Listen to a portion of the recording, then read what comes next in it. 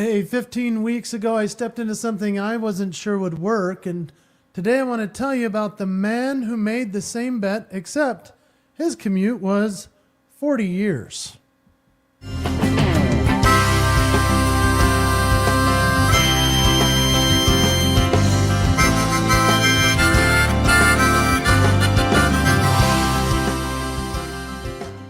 Yep, coming up on the show. Thank you for joining us. Today we're talking freedom of speech, what Moses knew that most leaders don't. We're going to go into the Red Sea, how it gets the headlines, and Exodus 18 gets a leadership lesson. In the full story, you can't skip the wilderness. We treat breakthroughs like destinations. In reality, the miracle gets you out, but the wilderness gets the Egypt out of you. If you've ever heard that phrase, I love that. From the NEWSFEED, she listened. Most leaders haven't. I'm talking about Megan Trainor. You remember her? Yeah, she cancels her tour. Leaders keep taking every meeting, and Jethro shows up in 2026. And then Faith and Hope, 5 chapters, 40 years, 1 promise. We're going to walk through Exodus 14 to 18. The sea, bitter water, manna, rock, Amalek, Jethro, etc. And then in Father Time, I'll be telling you a story about what happened during COVID in our lives and a pandemic. And so hopefully you'll enjoy that. And then, of course, the funny factory. The Israelites got Wi-Fi in the wilderness, right? Yelp reviews of manna, Pharaoh PR, and a wilderness influencer. Then we'll get into the Fitness Minute. We're always sponsored by Cardio Miracle, the world's #1 nitric oxide delivery, and one of the great supplements you can put in your body. We're going to talk in the Fitness Minute, the 40-year walk. No Strava, no GPS, just showing up. The original endurance model coming up on the show. 15 weeks have changed me since I started this show. 15-year-old boy is gone, my son's dear friend. The performance was never the point. The truth was always better. I'm not finished. I'm changed. I'm Jason Hewlett. This is the Jason Hewlett.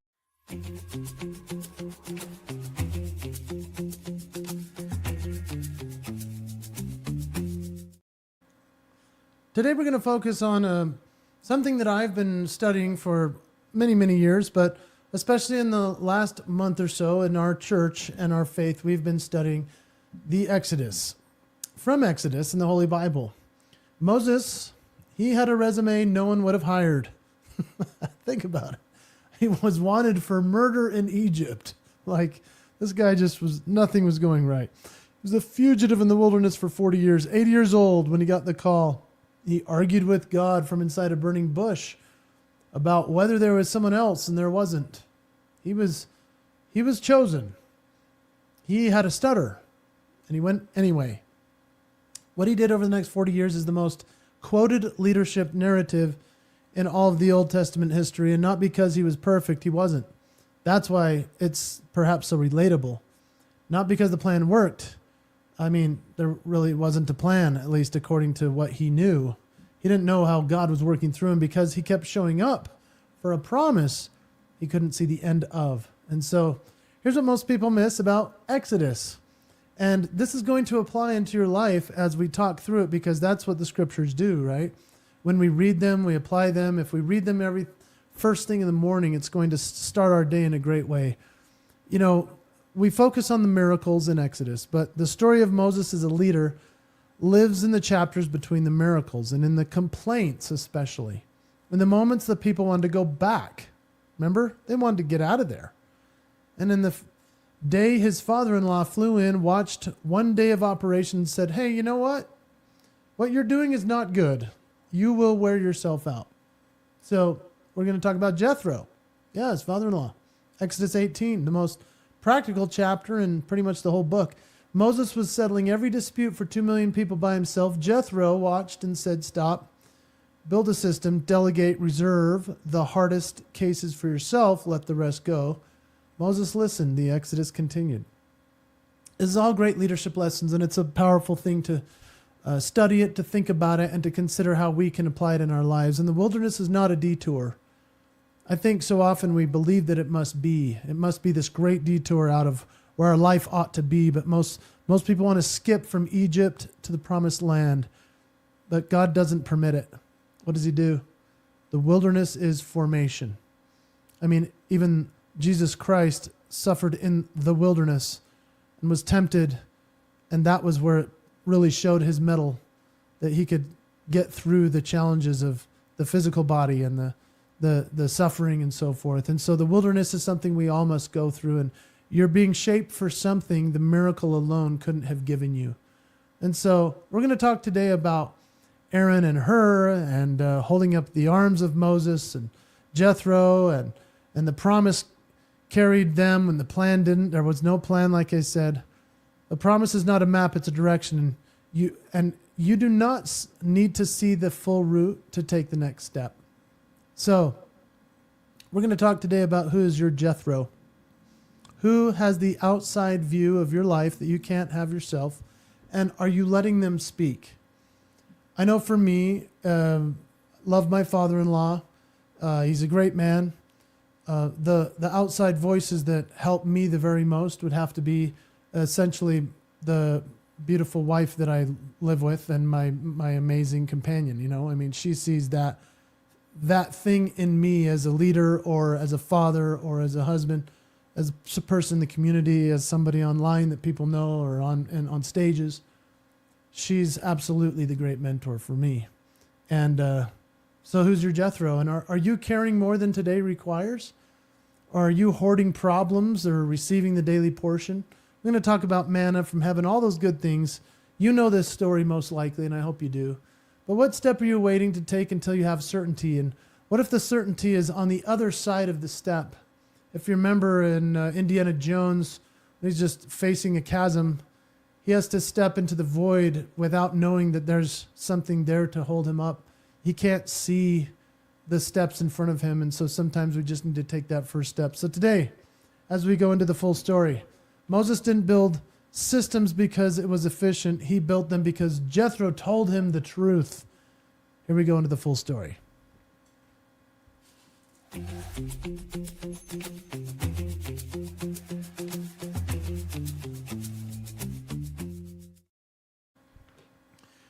Yes, we're in the Holy Bible today. If you have yours, might be cool to look up. We're going to Exodus 14 through 18 today. It's some good stuff. I've marked it all up. There's so many great lines in here. But the miracle happens, then the good part starts. That's the version. Moses blew it up. The Red Sea parted. You know that story. 3 days later, complaining about the water. The miracle wasn't the destination, it was the entry point to 40 years of wilderness. And the wilderness did something the miracle couldn't. It formed them, the children of Israel. The wilderness is not what happens before your life starts. It's where your life is built. You can't skip it, but if you trust it, the manna shows up every morning, and exactly enough for today. You know, when the Egyptians were coming after the children of Israel, after these 10 scourges or terrible things that had come upon them, these terrible things were attacking them, you know, locusts and disease, and then the firstborn of each was killed, which was all these promises made, like, if you don't let my people go, you will have some problems. And they did. They had 10 of these that were so bad, finally the Pharaoh, once his son finally died, he finally gave up and let him leave. And they left, and then they started chasing him again. Moses said unto the people when they were standing on the shore of the Red Sea. Now they're standing there like, what the heck, man? We just got out of there. Now we have nowhere to go, and they're chasing us. Moses said unto the people, and this is in Exodus 14:13, fear ye not, stand still. It's hard to stand still when you're facing something extremely difficult, when you're facing what looks like the end. Hard to stand still. I think most people just get busy. And in this case, I'm sure people wanted to run around and freak out. He said, stand still. See the salvation of the Lord, which he will shew to you this day. For the Egyptians whom ye have seen today, you shall see them again no more forever. And they're like, what are you talking about? They're coming. They're going to probably take us back or kill us. This is my favorite verse in Exodus. It says, the Lord shall fight for you, and ye shall hold your peace. That's my favorite scripture in Exodus 14:14. The Lord shall fight for you. The Lord has fought for you in so many different ways. I hope that today is, whether you're a believer in a certain faith or religion, it doesn't matter, but rather, hopefully you believe in something great, which is a God up above who is the great and powerful, the Almighty, that you know that the Lord shall fight for you.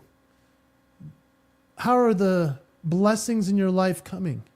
Can you open up a journal and write down what it is that you know the Lord is gifting you with? Even just the other day, I was driving and I was thinking, it's a miracle we're driving. It's a miracle I have a family. It's a miracle I'm healthy. It's a miracle I can go on this trip. It's a miracle I can afford this trip. It's a miracle I do what I do for a living.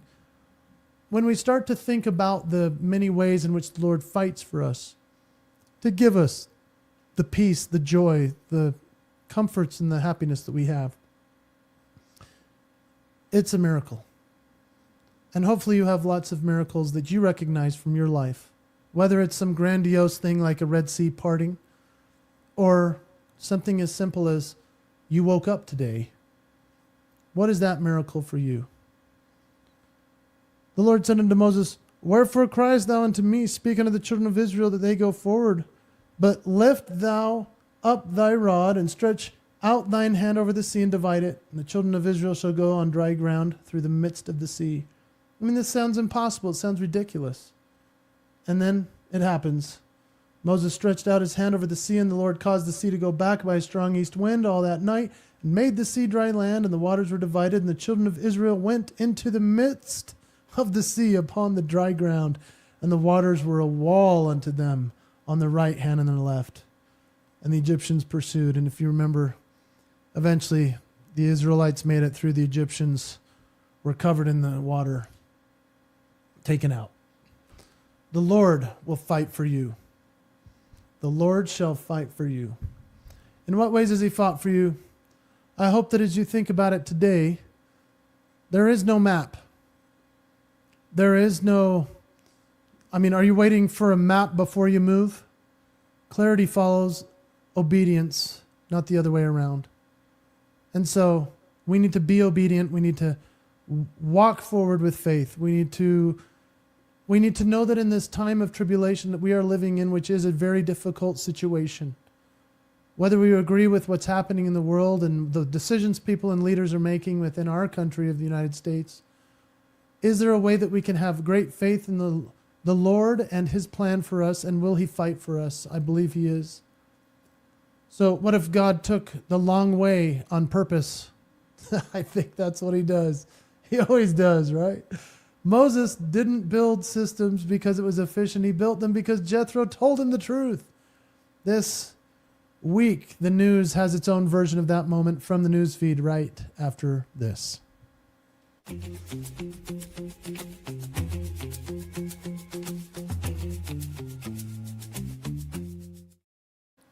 Story 1, Meghan Trainor just canceled her entire summer tour. Do you remember Meghan Trainor? Because I'm all about that bass, no trouble. You remember that song? Yeah, I once made a parody of that song with my kids singing it as I was trying to get them to go to bed. You know, they would be upstairs and I'd be like, guys, what are you doing? Because they were little, and I'd be like, brush your teeth. And they're up there going, just with the toothpaste just all over their face and all over the mirror, like red, and then to be up there brushing their teeth like, I'm all about toothpaste, no bubbles. I'm all about toothpaste, no bubbles. Only a few people got that one, but it was fun. For the 7 that liked it, Meghan Trainor just canceled her entire summer tour. Why is this news that I want to share? Well, she had a new album, Toy With Me, dropped the same week she made the announcement. Venues booked across the country. People freaking out. They're so excited to see Meghan Trainor. She's got a new look. She's gotten extremely healthy. She looks great. She's ready to go. She's a great, incredible singer, songwriter. She had 18 million followers and a Grammy for Best New Artist. And she also has a 3-month-old baby girl. And now they have a family of 5. And so Meghan Trainor looked at everything in front of her and said, I'm balancing the release of a new album I'm preparing for a nationwide tour that's selling really well. And I'm welcoming our new baby who has just been born. And this is a little bit more than I can take on right now. I need to be home and be present. She canceled the tour before the first date. Now, there are people that are ripping her to shreds online that are saying, you should have known better. You should have planned better. Like I have my tickets. I couldn't wait to see you. And now we can't see you and it's terrible. Yeah, that's why I'm talking about this. She canceled the tour before the first date, not because she failed, but because she had the clarity to name what was too heavy. She had a lot going on. And mostly, she had a new baby. She chose motherhood. I love it. She chose to stay home and do that thing that only she can do for the time that this baby will have at this age. That's amazing. I love it. That's exactly how it ought to be. She can tour next year, no question. She can tour another time. She's going to have fans for a long time. She's that great. And the tour can wait. The babies will grow up without you if you're not there. I am so impressed with her doing this. People are upset. That's because they don't have the perspective, perhaps, of understanding how precious these moments and times are. Being a father first, a mother first, these types of things are essential. Yes, we have to go out and make a living. Yes, we have to do what we have to do for our family. But Meghan Trainor heard from inside herself and listened. Just like Jethro looked at Moses and said, hey, that thing's too heavy for you. You cannot do it alone. Meghan Trainor heard the same thing as Moses. And you know, Moses had to wait for someone else to say it out loud, but Meghan got there first. I love it. Today's portion is a 3-month-old daughter. The tour will wait. Good for Meghan Trainor. That's the news this week. Let's jump into faith and hope.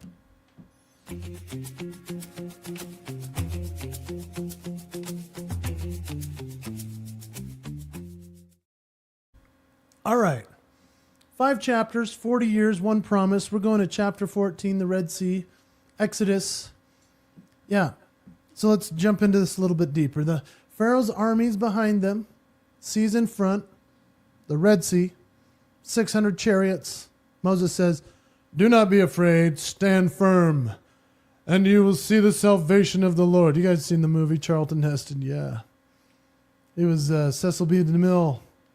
What an incredible movie. I hope that you'll check out the 10 Commandments, one of the most epic movies you'll ever see, so that can help you visualize it if you can't think of how this could be possible.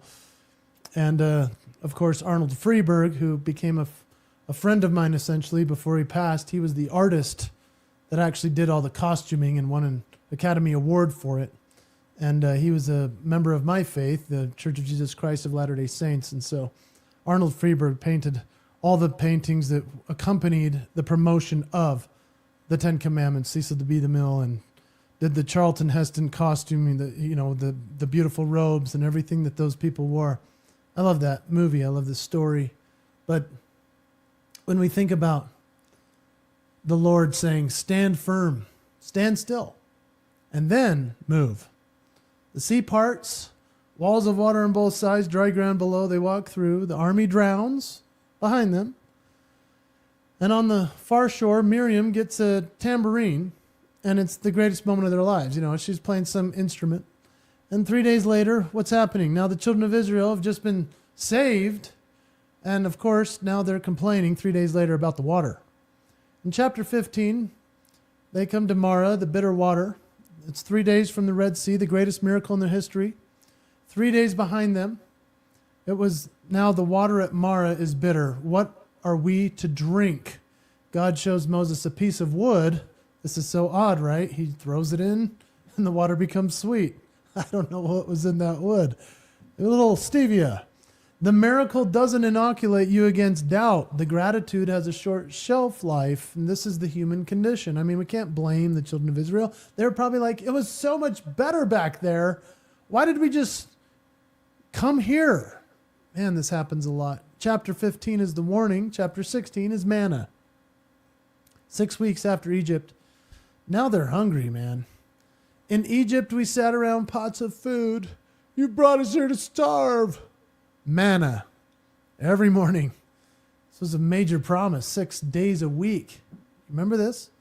Thin flakes on the ground like bread, taste like honey wafers. Enough for today, never more. If you gather any extra, it's going to rot and mold overnight. So just get what you need and there will be enough for everybody. And the miracle required one act of faith. The manna required a new one every single morning for 40 years, a new miracle. And that's harder. I mean, that's the wilderness economy. Sufficiency today, trust that tomorrow it comes. I mean, that's scary. These are such great lessons. Chapter 17, water from the rock, Aaron and Hur. They're thirsty again. God tells Moses, strike the rock at Horeb. Moses strikes it. Water pours out of a rock. Wow. Miracles upon miracles. The provision comes from the wrong place, which is the pattern. Faith says the answer will come, not necessarily from where we're looking. Then Amalek attacks. Breakthrough doesn't eliminate battles. It introduces new ones, right? Like you think, okay, we got past that challenge. Now we don't have any more. Oh, now there's a worse one. Moses holds his staff up and Israel wins. He drops his arms and what happens? Amalek advances. So Aaron and Hur hold his arms up until the battle is won. This is the original support system. And now we get to chapter 18 with Jethro, the father-in-law. Moses' father-in-law arrives. He hears the story. He worships God. And the next morning watches Moses work. Moses holds court all day. Every person, every dispute, every case personally. This is just crazy. And Jethro says, hey, what you're doing is not good. You will certainly wear yourself out. The thing is too heavy for you. You cannot do it alone. Have you ever felt that as a leader? I know I have. When I'm trying to do everything and I easily could allow other leaders to lead around me. Set up leaders, he said, of thousands, hundreds, 50s, 10s. Reserve the hard cases, let the rest go. If you felt this as a leader, you know how hard it is to let someone else do the heavy lifting. I can tell you, let me just give you a little behind the scenes on this show. I would say for almost a decade, I've talked about making a broadcast or a podcast that was consistent. I've been talking about it. I've been so busy doing other things that I didn't make it happen because I was planning on doing it alone. And every time I went live, I realized how uncomfortable it was and how much work was left to be done, how hard it was to create the content and get things ready. And then this last year, I was introduced to Mornings in the Lab with my friend Keith and John, and their team is incredible people. It's behind the scenes. It's Mildred and Melissa, and I mean they're all helping me at all times to succeed. They're my team to make this show happen. Where in the past I was like, oh, I can do it alone. No, I couldn't. It was unsustainable. It was too hard for me to do alone. I have a team that, even if I look like I'm just sitting in my office, the way that the content's lined out, the way that there's segments to this, the way that there's some production value that I'm really proud of. I mean, I'm going to jump over the piano in a minute. Hopefully it works today. There are things that I can control and I'll do my best. And oftentimes the problems that we have are because I, as a producer person, don't know what I'm doing. They know what they're doing. And I'm so thankful for the team. And when I think about people holding up the arms of Moses, that's what your team does if you allow them to keep the promise. If you allow them to use their signature moves. You see, this is my signature moves, talking and being on here and doing this. And yet without the support of everyone behind the scenes that you don't see and you have not met. I mean, you can see Keith. You can watch his Mornings in the Lab. It's a killer show. He does it every single morning. The guy's freaking machine. He's up at 4 a.m. or something crazy. I mean, he asked me to come on his show and he said, pick a time. And I logged in. It said 6 a.m. I was like, it says 6 a.m. every day. What's wrong with this thing? That's what he does. So I'm just saying, within all of this concept is the power of team. And the most remarkable thing in Exodus 18 is that Moses listens. No defense, no pushback. He heard the truth from someone he trusted and he changed. So When you think about the leadership lesson with that, not the sea parting, not the manna, the willingness to hear, you cannot do this alone and actually believe it. I would love for you to just look at my show as an example. There are many, many people that have been wondering why I couldn't do this and hadn't started it for a decade. Well, we finally started it in 2026. This is show number what? I'm trying to remember. Show number 16. Wow. I had to scroll up pretty far to find that. It's amazing to think that we have done this long, because this is not something that I've ever been able to pull off before. And it's because of a team. What's the promise of your leadership and the promise of letting the team do the job so you don't have to carry it all alone? 5 chapters: the Red Sea, the manna, the rock, the battle, and Jethro. Go read it. Exodus 14 to 18. Powerful. Each one asks something of you, and every week, one of them is your week. We're going to talk now, Father Time, right after this.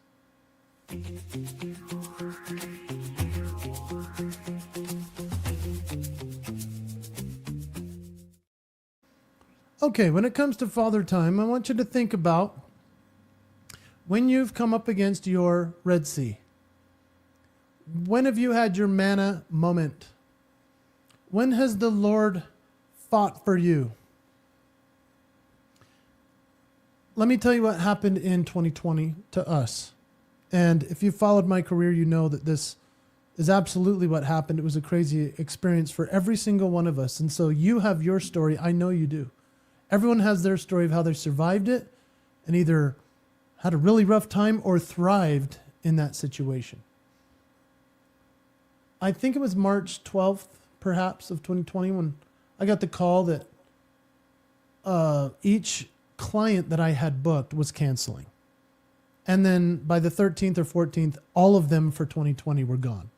They just all canceled. They used a force majeure on an agreement that we had that was like, hey, we can't use you. I begged and pleaded for them to stick it out, to hang with me, to let's go virtual, even though I didn't know how to do it on a camera. And a majority of them said no thanks and bailed. And so my family and I are sitting here. We're now quarantining. Remember? We had to stay in our house. Stay in your house. Don't leave. I mean, this thing was crazy, as you remember. Wear a mask while you're driving yourself in a car. It's like, that's helpful. But I digress. I remember thinking, okay, I am not going to be able to pay my mortgage now. And I had, for whatever reason, not paid off my house as of yet. And so that was part of the problem. But then it was like, how do you get gigs when I don't even know how to go virtual because I can't leave? They weren't doing events. And so, like I say, you had your own challenge you were going through. Mine was, how do I do a gig from my house? And I needed to, of course, get on a camera. I'm not comfortable on a camera. I'm comfortable in front of people because you can feel what they're feeling and you can adjust and you can feel like, I think this is working or it's not. Let me figure it out.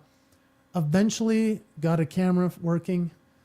I couldn't just use my laptop because the laptop, just didn't look right. Looked all fuzzy. I wanted a nice camera, but then I didn't have a way to hook it into my computer because I didn't have what's called a capture card.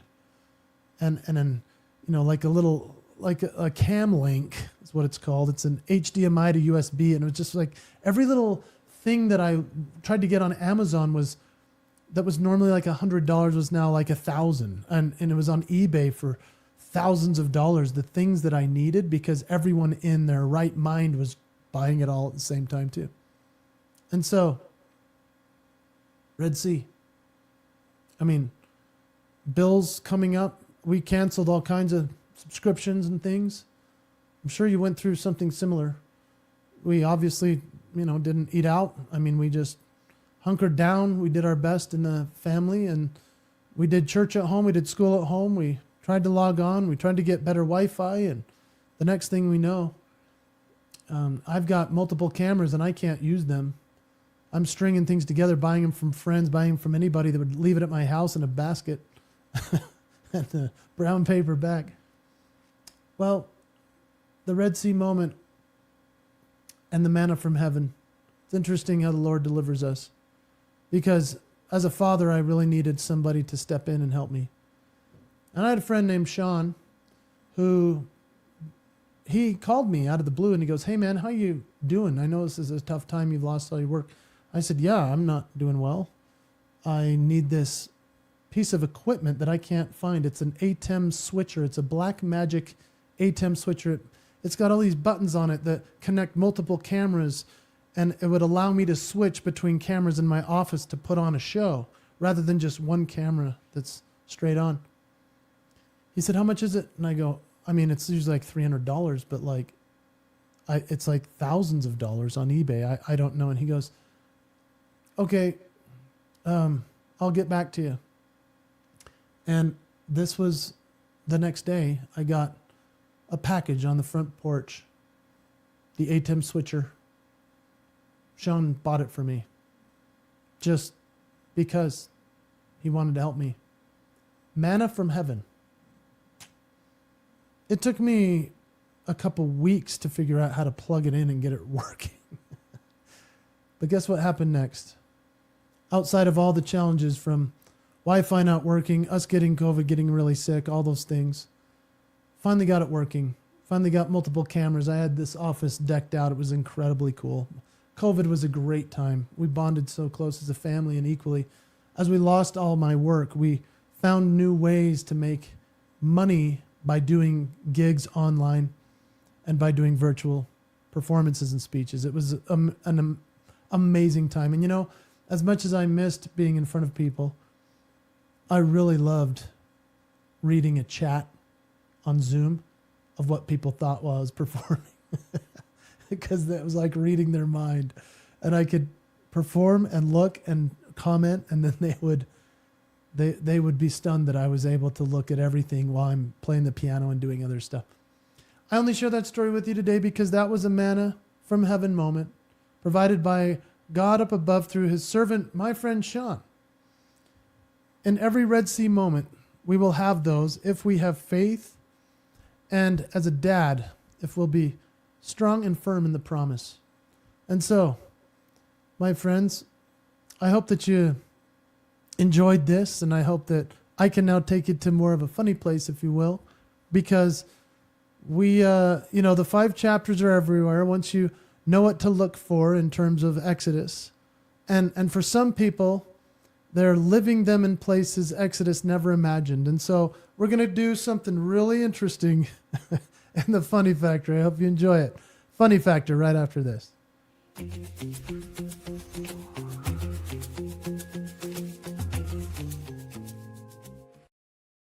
All right. The Israelites got Wi-Fi in the wilderness, right? Let's just imagine this. A Yelp review for manna. 4 stars. No, just kidding. But it'd be almost like, "Hey, I've been coming here every morning for 6 weeks, literally every morning, never missed a day, not through lack of trying. Menu hasn't changed once. Flaky, a little sweet, melts before noon." Honestly, not bad the first time, but the repetition, 5 stars for availability, 0 stars for variety.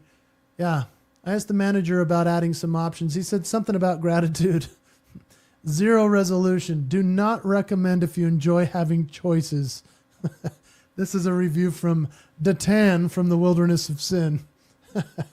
47 people found this review helpful. That would be so funny, right? How about an update from the Pharaoh Communications Office? He says, "Oh, good morning. Thank you for attending the post-Red Sea briefing. A few clarifications. First, the parting of the sea has not been verified by our meteorology department. We're treating this as an anomalous weather event. Second, the report that 600 chariots were submerged, we cannot confirm this as our equipment is unavailable for comment. And third, the former workforce has departed. It was a mass exodus of workers. We are framing this as a voluntary exit program. HR is reviewing options. Questions? No? Good. Okay. The Pharaoh will not be taking questions at this time. He's been having a rough month." How about the wilderness influencer? Day 1.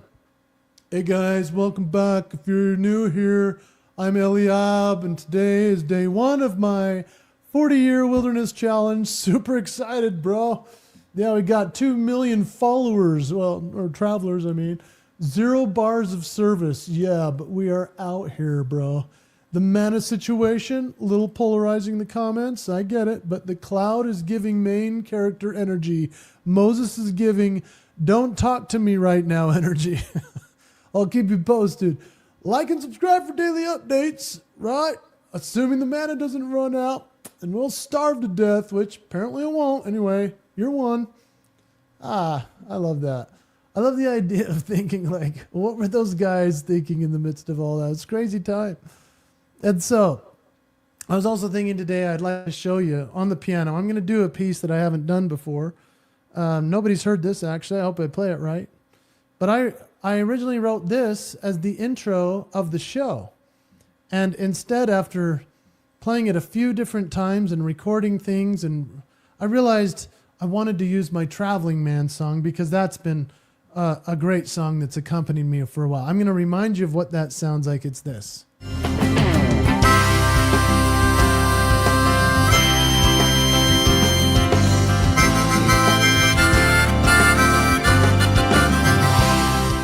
All right, so that's a winner of a song. It's been proven that people enjoy that one. So that's why this one, I wrote it many, many years ago with the intention of talking over it while I was playing it and talking about who I was going to introduce to the podcast. I was going to have guests and all these things. And so I was playing it where I could speak over the top. I'm not going to speak over that this time. I'm just going to play you what the sound would have sounded like. This is the essentially what I would have played if I didn't have the Traveling Man as the intro of this show. We're going to jump over to the piano. Like I say, I'm not going to sing. It's just an instrumental and it goes like this.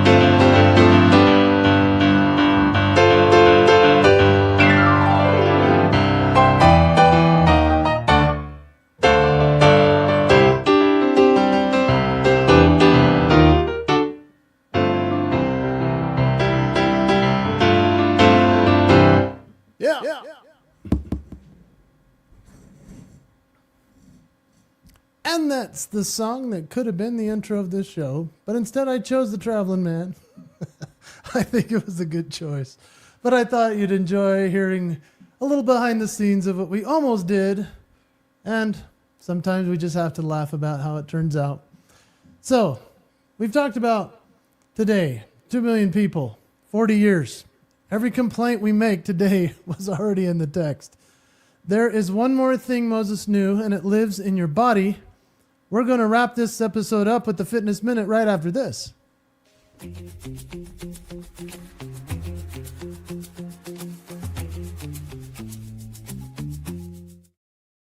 All right. This portion of the podcast and the whole podcast really is sponsored by Cardio Miracle. I'm grateful for the Cardio Miracle, and if you're not sure what that is, we're going to talk about it in just a moment. But when it comes to this topic of fitness, 2 million people walked for 40 years through a desert. No apps, no GPS, no playlist. Just get up in the morning, eat what God put on the ground, walk. That's the original endurance model. They arrived. The manna principle for your body. What does your body need today? Not the crash diet, not the transformation program you'll abandon next week. Today's portion, actual food, actual rest, actual movement. You can't hoard your health. You can only practice it daily. And I think about when I'm doing what I know that I should on a daily basis. It's getting that cold plunge. It's doing my sauna. It's doing the treadmill. It's walking outside. It's doing my workout. There's so much that you have to try to do. But the question is, what does your body need today? And you can only practice it daily. And what Moses modeled physically was walking and never stopping. Moses was 80 when this all started. He climbed mountains. He held his arms up in battle. He was still sharp at 120. I don't know. What that looks like today is just to walk. I've spoken on other podcasts about walk without a podcast and walk without your earbuds in. At least once a week. Just try it. It's the oldest practice in the world, just walking, and for 40 years it was enough. And so when it comes to your body, I hope that you'll get outside. I hope that you'll treat it like a temple that it is. Because God has blessed you with a sacred body. Treat it kindly. Drink enough water. Eat what's good for your body. Eat what you know that you should. Because when you eat something you know you shouldn't, you pay for it later. And it shows on our body and our face and our energy and our minds. And that's why I talk about Cardio Miracle. Is because when it comes to Cardio Miracle, this is an extremely beneficial tool. If you're feeling the effects of aging, if you're feeling that your body's starting to kind of get a little bit crampier and older and achy, try some Cardio Miracle. It'll go into your bloodstream and dilate the blood vessels and make you feel so much better. I can testify to that because I've been taking it now for many, many years, and it's been something that's transformed my health. If you've seen me in person, you know I'm looking way different than I did a couple of years back. Cardio Miracle is one of my great solutions and answers. I hope that you'll check it out if you want to go get some at cardiomiracle.com. And you can try it for 60 days. There's a money-back guarantee, so you can just try it. It's not a difficult thing to take a chance on yourself. And maybe you don't want it for you. Maybe you know somebody that's really sick. Or you know somebody who's got high blood pressure, needs better blood flow. Maybe they have diabetes and they need better blood flow. Maybe they have some PTSD or some extra stress. Maybe you know somebody who's gone through a major injury and now they have surgery. Guess what happens when you have surgery? You need to have blood flowing to that area, and it will recover so much faster therapeutically and naturally. This is not a medication. It's just a simple thing that you put in your water. You just pour it in the water and mix it up, and it's an incredible, delicious drink. I hope that you'll try it out. I hope that you enjoy it. And hope that you know that I'm grateful for everybody that's willing to try it. So I hope that you'll go out and you'll consider for yourself that the Exodus is not a story about just a miracle. It's a story about formation. And yeah, there are miracles within it, but God didn't deliver Israel from Egypt to spare them the wilderness. He delivered them so the wilderness could make them who they needed to be. You cannot shortcut that. Moses didn't. 2 million people didn't. You won't either.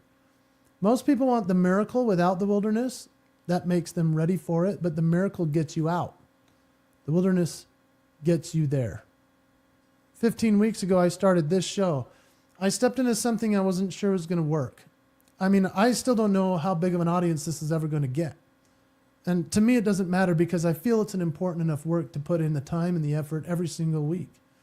And I've had my Red Sea moments. I've eaten the manna one day at a time, sometimes one Thursday at a time, and I've had my Jethro moments where someone I trust said, hey, this is not sustainable. And I've had the people around me who held up my arms when I couldn't. That's season 1. Today we begin season 2. The promise is still forward. The wilderness is still the road. And the direction hasn't changed, even when the manna is the same as yesterday and you can't see where you're going. So just keep walking. Go outside and go for a walk. Keep your word. Keep the promise. Very simple. And that's our show. I'm thrilled you joined me today. Thank you to those who commented. I'm sorry I didn't get a chance to look at that. Thank you for being here. And I hope that you'll share this with your friends. I hope that you'll like and subscribe. I hope that you'll check it out. We go live every Thursday at 3 p.m. on YouTube, LinkedIn, Facebook, anywhere we can connect, Twitter, X, whatever the heck it's called now. I'm Jason Hewlett. This has been the Jason Hewlett Show, Season 2. Yeah, I'll see you next Thursday. Have a great night.